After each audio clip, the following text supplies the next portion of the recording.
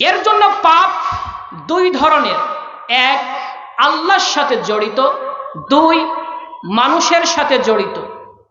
আল্লাহর সাথে জড়িত পাপ আল্লাহর কাছ থেকে ক্ষমা নেওয়া সহজ, কিন্তু বান্দার সাথে জড়িত পাপ ক্ষমা নেওয়া সহজ নয়। বান্দার সাথে জড়িত পাপ যদি আল্লাহর কাছে ক্ষমা চান, ক্ষমা হবে না। বান্দার সাথে জড়িত পাপ বান্দার কাছেই আপনাকে মাফ নিতে হবে। মৃত ভাইয়ের মাংস খাওয়া যেমন হারাম, তেমনি অপর ভাইয়ের গীবত, চুগলখড়ি, দোষ উন্মোচন করা, পরনিন্দা করা তেমন হারাম। عن حذيفة رضي الله عنه قال